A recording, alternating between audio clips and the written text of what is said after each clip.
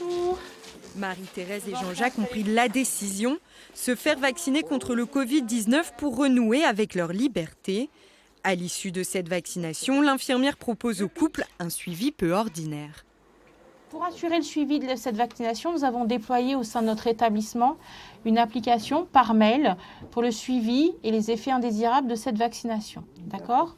Donc on va vous créer un compte, si vous êtes bien sûr d'accord. De retour à son domicile, le couple se connecte sur l'application et répond à une dizaine de questions. Ressentez-vous une fatigue générale? Non. Avez-vous des courbatures et de la fièvre? Non. Marie-Thérèse et Jean-Jacques sont confiants. C'est quelque chose de rassurant dans la mesure où on sait qu'on est quand même que quelqu'un est à l'écoute s'il y avait le moindre incident ou la moindre question à poser dans les jours qui suivent la vaccination. Non, c'est tout à fait louable. Le suivi va se faire pendant 3 jours. Une alerte sera envoyée par texto au couple pour qu'ils répondent au questionnaire. Et en fonction des réponses, ils devront ou pas contacter un médecin.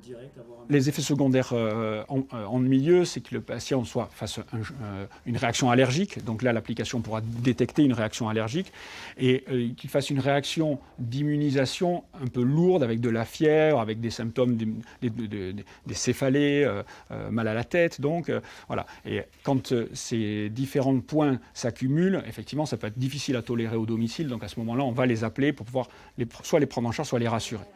Sans compétences informatiques, ce n'est pas toujours évident. Sur les 130 personnes de plus de 75 ans vaccinées à la clinique du Parc, seules 4 personnes ont utilisé cette application.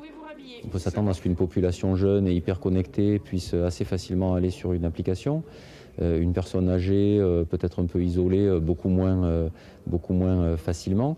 Mais il y a des numéros de téléphone, il y a des sites internet, il y a des applications, il y a le contact avec le médecin traitant, il y a le rappel de l'équipe qui a vacciné. L'essentiel, c'est que l'information remonte, je pense, et que chacun trouve le bon canal d'information. Cette application conçue par une société montpelliéraine est disponible dans une clinique seulement. Elle est pour le moment au stade d'expérimentation.